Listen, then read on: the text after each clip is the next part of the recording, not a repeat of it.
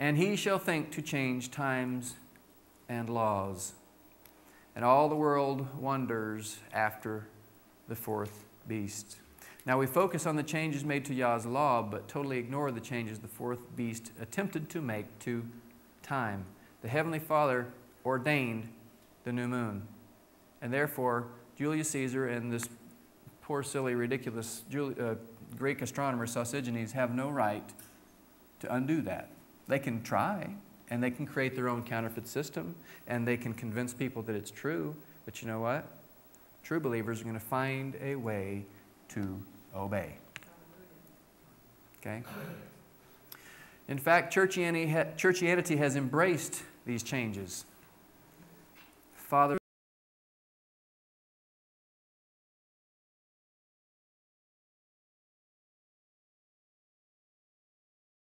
for we know not what we do. Have mercy. The new Encyclopedia Britannica explains why that change became necessary. During that time, and that was since the initiation of the Julian calendar in 46 BC, however, the disagreement between the Julian year, which was 365 and a quarter days exactly, and the tropical year, which was really 365.242199, gradually produced significant errors. This discrepancy amounted to a rate of 11 minutes and 14 seconds per year until it was a full 10 days off in 1545 when the Council of Trent authorized Pope Paul III to take corrective action. No solution was found for many years. In 1572, Pope Gregory XIII agreed to issue a papal bull drawn up by the Jesuit astronomer Christopher Clavius. 10 years later, when the edict was finally proclaimed, 10 days in October were skipped to bring the calendar back in line. Remember? Adventism is all over this. October 4th, Thursday, was followed by Friday, October 15th. Okay?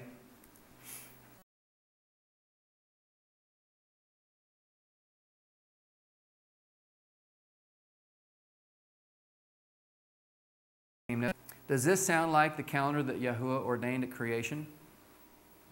Yahuwah needs a Jesuit astronomer and a pope to rescue his Sabbath? Have mercy!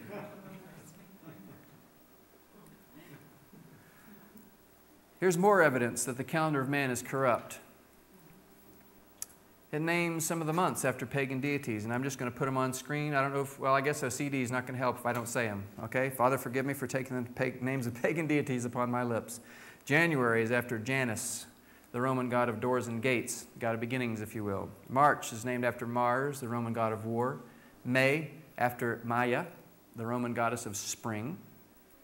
June is named after Juno. Anybody have Juno.com?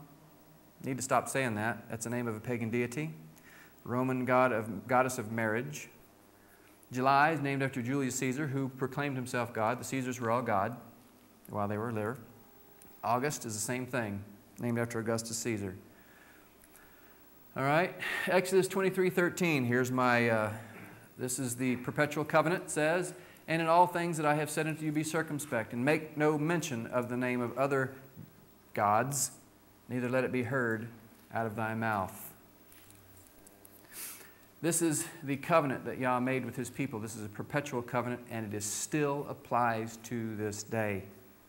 We need to be re-educated about what comes out of our mouth so easily. There's so many words that we utter in the English language that are the names of pagan deities, and we think nothing of it. Had they held up to that, the Sabbath would have never been lost either. Right. That's true. Here's a second witness. Joshua 23:7, and there are other places it talks about the names of pagan deities.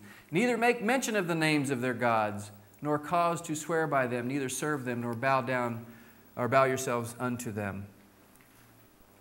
I've said that Saturday was the first day of the original 7-day planetary week, and I told you I was going to show you the evidence. Here it is. This is an ancient calendar, circa 800 to 400 BC. And this is actually a pencil sketch. I actually have a photograph of the clay tablet, okay? And it has Saturday, Sunday, Monday, Mars, Mercury, Jupiter, Venus on it. Saturday was the god of agriculture. See the little sickle? Sun, the moon. This is a female.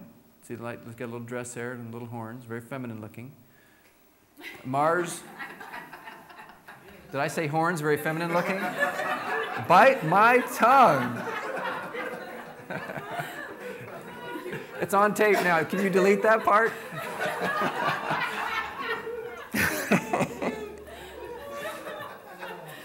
Mars was the god of war.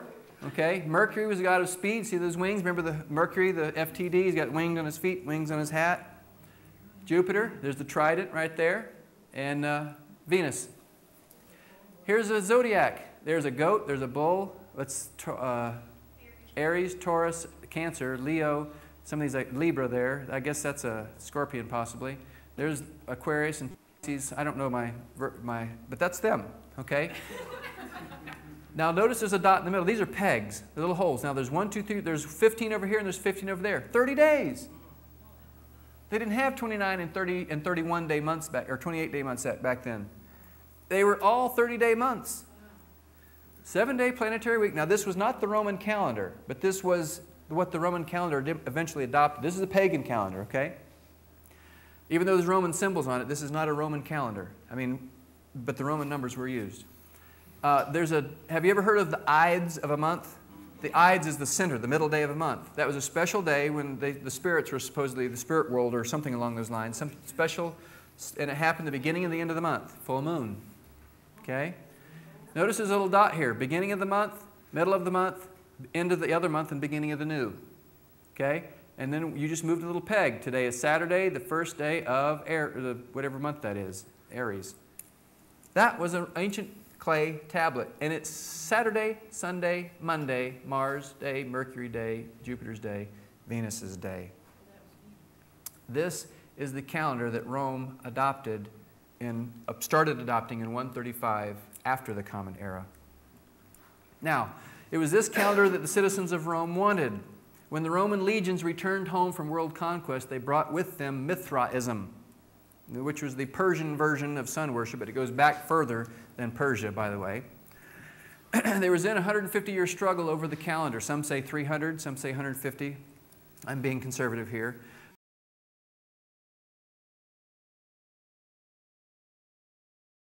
And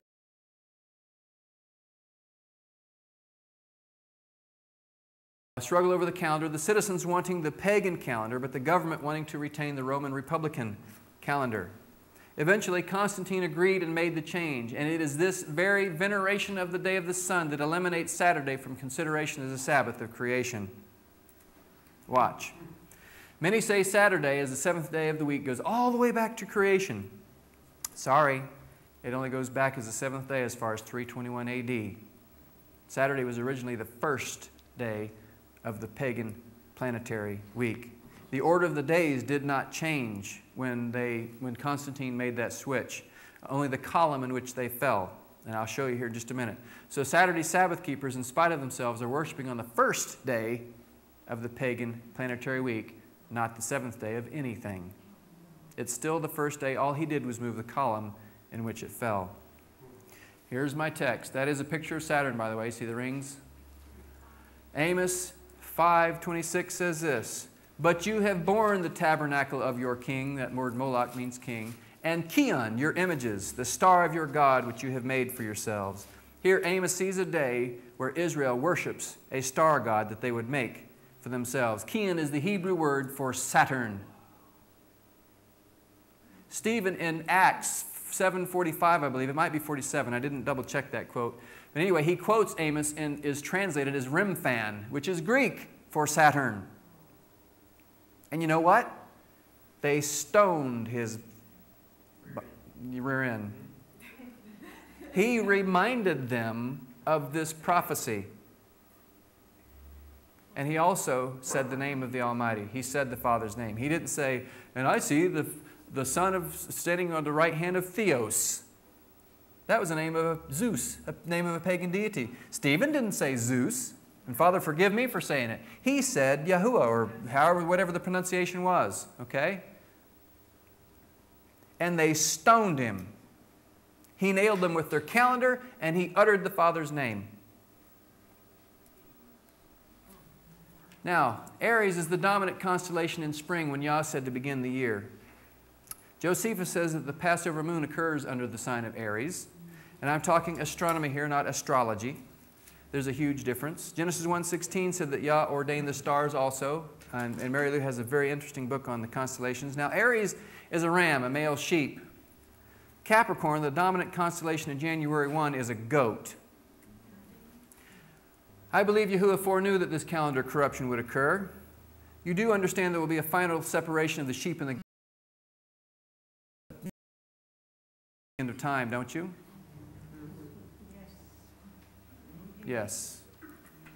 Do you still think that there's nothing to this calendar issue?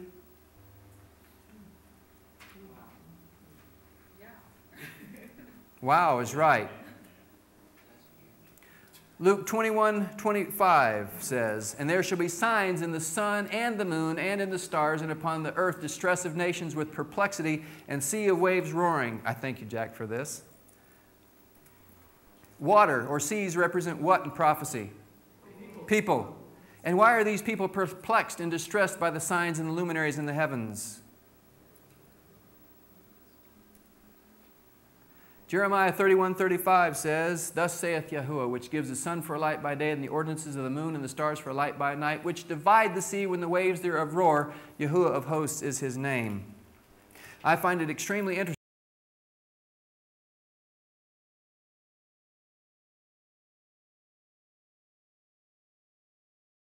Foreknew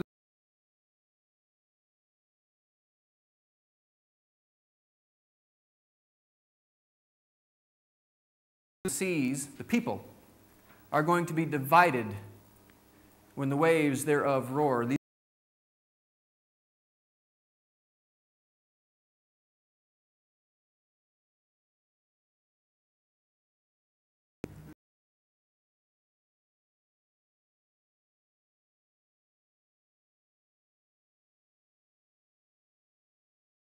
people that are frothing and foaming and carrying on like a bunch of fools regarding the ordinances of the moon and the stars. Notice in both those passages, the moon and the stars are there, and it talks about the signs in the sun, moon, and the stars. And the waves are carrying on because they can't refute the ordinances of the moon and the stars. I should have put stars in there. This is not just a divisive issue. This is a purging message. Those who hear, let them hear. But there will be many who will forbear. Now, the calendar that you observe tells you when to worship. I'm going to say this again. When you worship tells heaven and the onlooking universe who you worship. It is that serious. Whom do you serve? The creator of the universe? And do you worship at the time, his appointed times? Or do you attempt to worship the creator of the universe at the times appointed by man? Let's not do that. Let's say you make a dentist appointment for 2 o'clock on the 3rd day of the week.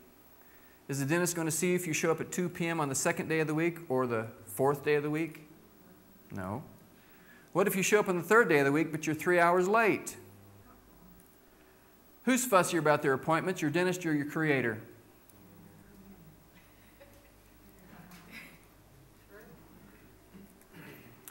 Now, Father, again, forgive me for taking the names of pagan deities upon my lips. Instead of the days of Mars, Mercury, Jupiter, and Venus, the Western world gave us, this was during the Dark Ages, Tu, Woden, Thor, and Freya, from which we get Tuesday, Wednesday, Thursday, and Friday. Every one of them, the name of pagan deities. More evidence that the calendar of man is corrupt. It also names the days after pagan deities: the sun, the moon. Tuesday, the Norse god of war. Wednesday, the Woden, the Celtic god of wisdom. Thor, the Celtic god of thunder. Friday, the Celtic goddess of fertility. And Saturday is the lone Roman holdover, the god of agriculture. The creation calendar has ordinal numbers for weekdays: 1, 2, 3, 4, 5, 6, 7. There is a title for the 6th, preparation day, and a title for the 7th, the Sabbath. The rest of them had no names. Now, here's an actual Julian calendar from the 1st century. Okay? January, February, March, April, May, June. I can't read that. They're all in Latin all of a sudden. But here we have September, October, November, December, and an intercalary month. How'd that 13th month get in there? It's a lunar solar calendar. Still, they realized every once in a while they had to have a 13th month. But notice January has 29 days, and February has 28 still. March has 31, which it does have. April has 29 as well. April doesn't have 29 days now. They've monkeyed with their own calendar. Yah's calendar is written in the heavens where man can't mess with it. Man has changed time all over the place, okay? But you'll notice something very interesting here. Let me get this a little bit bigger. Well, I'll get it here in a minute. Folks who embrace the idea that a 7-day weekly cycle goes all the way back to creation have to deal with this problem. The Gregorian calendar that is accepted as the pure word of Yah is a descendant of the Julian calendar. The Julian calendar was originally an 8-day calendar. Now, Egypt and France at one time even had a 10-day weekly calendars. You know what they were doing? Their beasts of burden, who were working 9 days and then had the 10th day off, were dying in the streets. They were literally dying in the yokes. They'd be walking into town and then flop, they'd fall over dead, because we are designed to work 6 days and have a 7th day off. Now remember this well. Whoever's in charge is in charge of the calendar. Who's in charge of your calendar? Julius Caesar?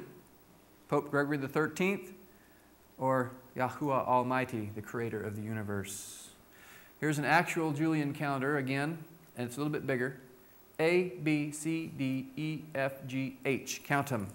A, B, C, D, E, F, G, H. 8-day week in the 1st century when Yahushua walked this earth. Not a 7-day week. The actual Julian calendar represented here is from a time when the Julian calendar was already well established. Although the original calendar of the Roman Republican period was replaced, some conventions of the earlier Republican era calendar continued to be maintained in the new calendar. One important feature carried over from the Julian into the Julian calendar from the earlier Republican calendar was the 8-day market cycle, represented by the letters A through H on this calendar. Constantine enforces the Roman Babylonian time in the late date of 321 AD. In 321 AD, the Emperor Constantine the Great permanently grafted the astrological planetary week system onto the Roman calendar. The citizens had been wanting the 7-day week for some time. There had been wrestlings and probably bloodletting over this calendar issue, and it was Constantine who finally made the switch. Adventism knows this. He venerated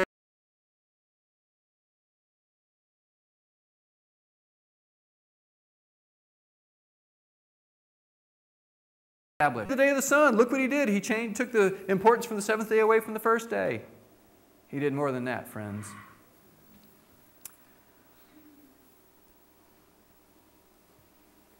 Making the 1st day of this new week the day of the sun and a day of rest and worship for all, imposing the sequence and the names of days. Notice it said making the 1st day of the new week the day of the sun. Making the 1st day of the week the day of the sun. Was the 7-day planetary week, did it begin with Sunday when he got it? No, it was the 2nd day. Making the 1st day of this new week the day of the sun and a day of rest and worship for all, and imposing the sequence and names to the days of the planetary week as we know them today. With this official edict, the market week and the planetary week were finally and permanently fused into one continuous 7-day cycle named after the gods. By edict of the emperor, Roman Babylonish time was suddenly transformed into Christian time. And all the world wanders after the beast. When he wanted to be as far away from the Jews as possible, so instead of making it the 7th day, he made it the 1st. Could be.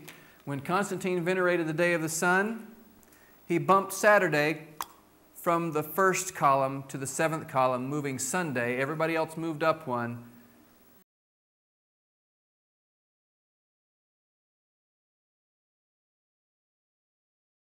Moving Sunday to the prominent number 1 day. The pagans, their number 1 deity, the one they were most frightened of, was Saturn. Remember, he was Kronos, the god who ate his own children? They were terrified of Saturn. So they gave him the number 1 status. Well, some thousand years later, Rome's not afraid of Saturn. The sun is their primary deity. They can't handle the sun being number 2 to Saturn. So they made the switch. It's their calendar. They can do whatever they want with it. Again, Yah's calendar is written in the heavens where man can't mess with it. He did not change the order of the days. Saturday was still followed by Sunday and preceded by Venus's day. He only moved the column in which they fell. Don't believe me? Have you ever seen a modern calendar that looks like this? Yeah. Monday, Tuesday, Wednesday, Thursday, Friday, Saturday, Sunday. Do you know they've already made this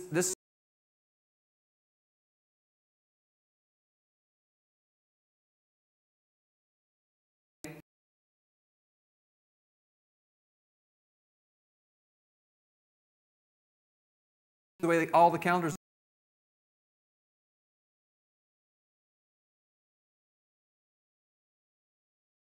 first Europe, and there's already a movement in the United States of America to do that here. Have the order of the days changed? No.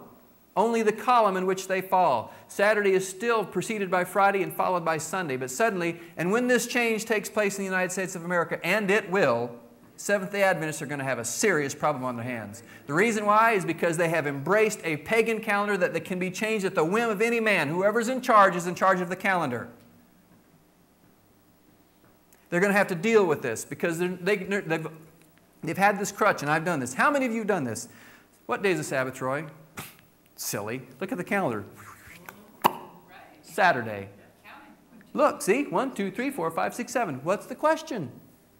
How many of you have done that to your Sunday keeping friends? I see you. Lots of hands. Well, the Sunday keepers will tell us that, yes, Saturday is the Sabbath. They know. Right. They know that Saturday is the Sabbath. They are enforcing it in our own minds. They're enforcing us in our error by saying, oh, yeah, we know that Saturday is the Sabbath.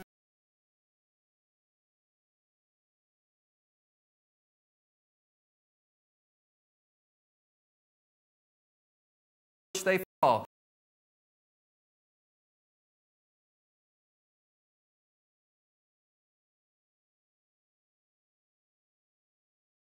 Day.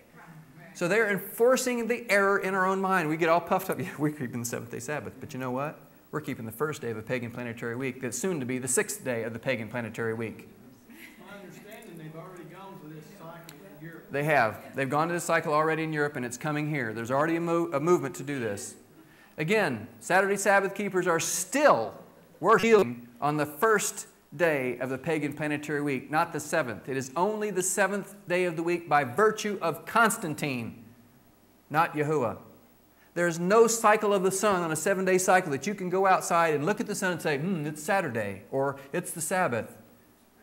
It's a solar-only pagan counterfeit calendar. I cannot stress that enough. Now, it is to be noted that in the Christian period,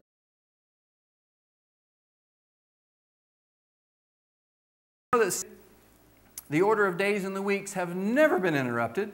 Thus, when Gregory XIII reformed the calendar in 1582, Thursday, October the 4th was followed by Friday, the 15th of October. So in England in 17...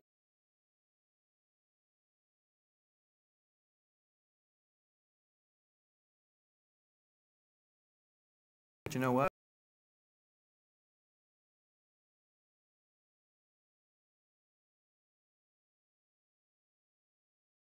Wednesday, the 2nd of September was followed by Thursday, the 4th of September. Say that wrong?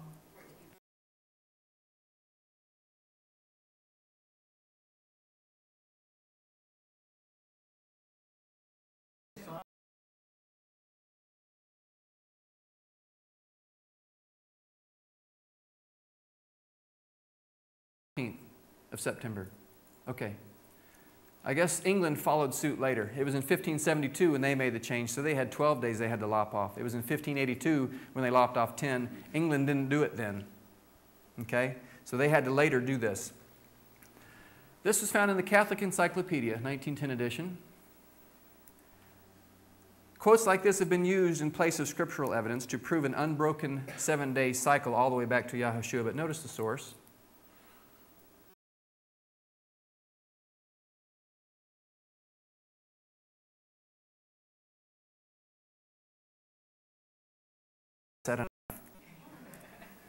In reality, it is irrelevant that the order of the days of the planetary week in the Christian period may have remained uninterrupted with the Gregorian calendar change in 1582.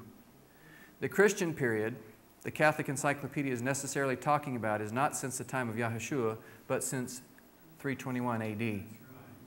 when Emperor Constantine institutionalized the Planetary Week, because Rome prior to that point didn't even do Sunday, Monday, Tuesday, Wednesday, and they didn't do 1, 2, 3, 4, 5, 6, 7. They had A, B, C, D, E, F, G, H. England didn't do it. The salient point here is then obvious to the avid student of Scripture and truth seeker, namely 321 AD is just too late to be scripturally relevant. Here's a modern internet quote. I love this. Today, the 7-day week is enforced by global business and media schedules, especially television and banking. This is the sum total of the historical evidence. If a repeating 7-day week was of Yahuwah, man would have rejected it long ago as rubbish. Rather, it is enforced.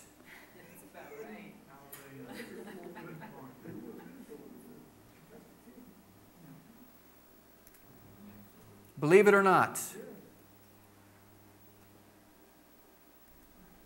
And they didn't do. Truth is not what I believe. Truth is not even what I know. Truth is fact. I may not believe it. I may not know it.